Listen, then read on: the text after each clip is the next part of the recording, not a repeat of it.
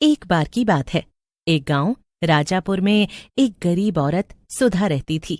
सुधा के 2 बच्चे थे, सोनू और मोनू। सुधा के पति रामलाल बहुत बीमार रहा करते थे। एक रात गांव में बड़े जोरों से बारिश हो रही थी। रामलाल की तबीयत खराब हो जाती है। रामलाल की खराब हालत देखकर सुधा बोलती है, सुनो जी, आपकी तबीयत तो बहुत ही खराब लग रही है। मैं अभी डॉक्टर को बुलाकर लाती हूँ। सुधा की बात सुनकर रामलाल बोलता है, अरे अरे सुधा, तू मेरी चिंता मत कर, मैं ठीक हूँ। बच्चों का खाना बना दे, बेचारे शाम से भूखे हैं। मैं ठीक हूँ। रामलाल की बात सुनकर सुधा बच्चों के लिए रोटी बनाने लग जाती है। लेकिन रामलाल की तबीयत खराब होने लगती है। सोनू और मोनू, जो कि रामलाल के पास ही बैठे होते हैं, चिल्लाते हुए सुधा से कहते हैं, अरे माँ, देखो, पिताजी की तबीयत और भी खराब हो रही है और उनकी आंखें भी नहीं खुल रही। मोनू की आवाज सुनकर सुधा रामलाल के पास आती है और उसकी बिगड़ती हालत देखकर डॉक्टर के पास जाने लगती है। तभी उसे रामलाल का दोस्त शामू मिलता है।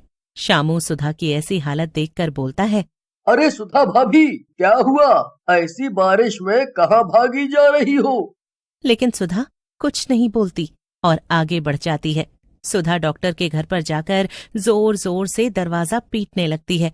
दरवाजे की आवाज सुनकर सोता हुआ डॉक्टर सुधीर नींद से जाग जाता है। कौन है जो इतनी रात को बेवकूफों की तरह से दरवाजा पीट रहा है? इन गांव के लोगों को बिल्कुल अकल नहीं है। अरे सुधीर, तुम भी, कोई बीमार होगा, चलो चलकर देखते हैं। ऐसा कहकर सुधीर और उसकी पत्नी दरवाजा खोलते हैं। सामने सुधा खड़ी होती है। डॉक्टर को देखकर सुधा कहती है, डॉक्टर साहब, मेरे साथ चलिए। मेरे पति की तबीयत बहुत ही ज्यादा खराब है। आप चलिए, नहीं तो वो मर जाएंगे। सुधा की बात सुनकर सुधीर गुस्से से कहता है, तुम सारे गांव वाले पागल हो क्या? जब मर्जी मुंह उठाकर चले आते हो। डॉक्टर की कोई अपनी जिंदगी नहीं है क्या? चली जाओ यहाँ से, सुबह देखते हैं। ऐसा कहकर डॉक्टर सुधीर अपने घर का दरवाजा बंद कर देता है। सुधीर की बात सुनकर उसकी पत्नी काजल बोलती है, सुधीर, ये तुम्हें क्या हो गया है? तुम्हें उस दुखियारी औरत के साथ जाना चाहिए। ये तुम्हारा धर्म और काम है। काजल की बात सुनकर सुधीर हंसने लगता है और बोलता है, अरे काजल, इस गांव के लोग बहुत ही कंजूस हैं और पैसे देने में रोने लगते हैं। इसलिए जितना पैसा उतना काम, समझी? चलो अब अपना दिमाग मत लगाओ और मुझे मेरा काम करने दो। सुधा वहां से निकलकर अपने घर की तरफ जा रही होती है। तभी बारिश की वजह से उसका पैर फिसल जाता है और वो गिर पड़ती है। उसका सिर एक बड़े पत्थर से टकरा जाता है, जिसकी वजह से उसकी मौत हो जाती है। घर पर सोनू और मोनू सुधा का इंतजार कर रहे होते हैं। सोनू भैया, माँ कहाँ गई है? इतनी देर हो गई, मुझे डर लग रहा है। पिताजी भी कुछ नहीं बोल रहे हैं। तू चिंता मत कर मोनू, माँ आती ही होगी।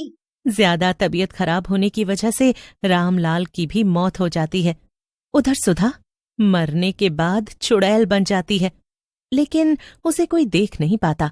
वो चुड़ैल बने हुए अपने घर के अंदर पहुंचती है, जहां सोनू और मोनू जोर जोर से रो रहे होते हैं। मोनू और सोनू के रोने की आवाजें सुनकर शामू भी वहां आ जाता है। थोड़ी देर में सुबह हो जाती है।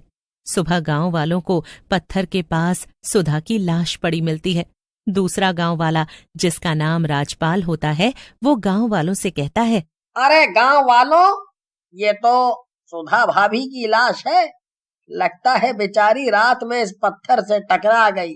चलो बेचारी का अंतिम संस्कार कर दें। फिर गांव वाले मिलकर सुधा और रामलाल दोनों का अंतिम संस्कार कर देते हैं। सोनू और मोनू को शामू अपने घर ले जाता है। शामू की पत्नी पार्वती दोनों बच्चों को देखकर बोलती है, अरे, बिल्कुल राम और लक्ष्मण लग रहे हैं। तुम दोनों चिंता मत करो। सुधा बहन के बाद तुम मुझे भी अपनी माँ जैसा ही समझो। दूसरी तरफ सुधा की मौत की खबर सुधीर के घर पर भी पहुंच जाती है, जिसे सुनकर काजल सुधीर से कहती है, देखा, अगर तुम उस दिन उस बेचारी सुधा के साथ चले गए होते तो वो आज जिंदा होती। लेकिन नहीं, तुम्हें तो पैसा प्यारा है, चाहे वो कैसे भी आए। काजल की बात सुनकर सुधीर हंसने लगता है और बोलता है, काजल, तुम कितना सोचती हो। अरे, जो जिंदगी हम जीते हैं उसमें पैसा लगता है, समझी। मैंने बहुत मेहनत की है यहाँ तक पहुंचने में, इसलिए मैं सिर्फ पैसा देखता हूँ, पैसा। सुधीर की बात सुनकर काजल गुस्से से कहती है, तुम कितने घटिया इंसान हो। डॉक्टर की डिग्री पैसा कमाने के लिए नहीं होती है, बल्कि लोगों की मदद और भलाई के लिए होती है। लेकिन शायद तुम नहीं समझोगे, इसलिए मैं तुम्हारा ये घर छोड़कर जा रही हूँ। ऐसा कहकर काजल सुधीर का घर छोड़कर चली जाती है। उसी रात जब सुधीर अपने कमरे में सो रहा होता है, सुधीर की नजर उस पर पड़ती है तो वो चौंक कर उठ जाता है। सुधा, तुम तो मर चुकी हो। कौन हो तुम? लेकिन सुधा बिना कुछ बोले वहां से गायब हो जाती है। अगली सुबह सुधीर ये बात अपने एक नौकर शंभू को बताता है, जिसे सुनकर शंभू बोलता है, मालिक, हमें लगता है ये सुधा मरने के बाद चुड़ैल बन गई है और आपको मारना चाहती है। मैं तो कहता हूँ आप किसी तांत्रिक से मदद ले लें। तुम भी शंभू, हम डॉक्टर हैं, इन भूत प्रेतों पर विश्वास नहीं करते हैं। कुछ नहीं होगा, ये मेरे मन का वहम होगा। फिर सुधीर वहां से अपने काम पर चला जाता है। उसी रात जब सुधीर सो रहा होता है, तभी उसे कोई जोर से जमीन पर पटक देता है। सुधीर की नींद खुल जाती है और वो उठ जाता है। लेकिन उसी समय वहां चुड़ैल आ जाती है और हंसते हुए बोलती है, तेरी आवाज यहां से बाहर नहीं जा रही है, तू जितना भी चिल्ला ले। तुम तो सुधा हो, तुम मर चुकी हो, लेकिन मेरे पीछे क्यों पड़ी हो? मुझे जाने दो, मैंने क्या बिगाड़ा है तुम्हारा? कितने भोले बन रहे हो तुम डॉक्टर। पैसे के लालच में तुम मेरे साथ नहीं आए, जिसकी वजह से मेरी और मेरे पति दोनों की मौत हो गई। मेरा पूरा परिवार बिखर गया। मैं तुझे नहीं छोड़ूंगी। और फिर वहां से चली जाती है। उसके जाने के बाद शंभू आता है और सुधीर से बोलता है, अरे बाप रे, क्या हुआ आपको? मुझे पहले क्यों नहीं बुलाया? अरे शंभू, अभी कुछ मत पूछ, मुझे डॉक्टर के पास ले चल। मुझे बहुत तेज दर्द हो रहा है, मैं रास्ते में तुझे सारी बात बताता हूँ। फिर शंभू सुधीर को लेकर एक दूसरे डॉक्टर के पास जाता है। शंभू तांत्रिक को लेने चला जाता है और थोड़ी देर बाद तांत्रिक को लेकर घर वापस आ जाता है। तांत्रिक को देखकर सुधीर खुश हो जाता है। मेरे रहते वो चुड़ैल तेरा कुछ नहीं बिगाड़ सकती। ऐसी चुड़ैलें तो मैं पान की तरह खा जाता हूँ। रात होते ही चुड़ैल वहां आ जाती है।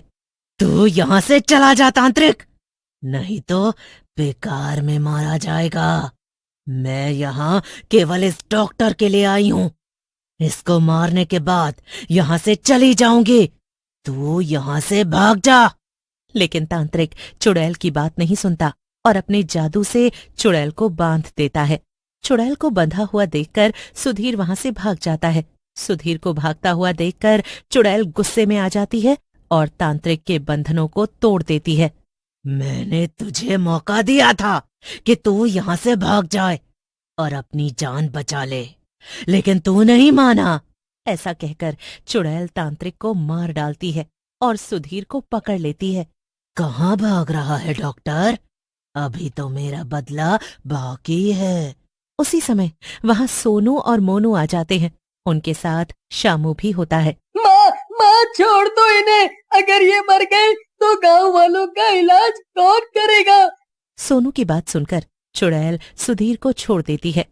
तुम दोनों ने मेरी आंखें खोल दी, लेकिन इसने कभी फिर से गलत काम किया तो मैं वापस आऊंगी। ऐसा कहकर चुड़ैल वहां से गायब हो जाती है और सुधीर सोनू और मोनू को गोद ले लेता है।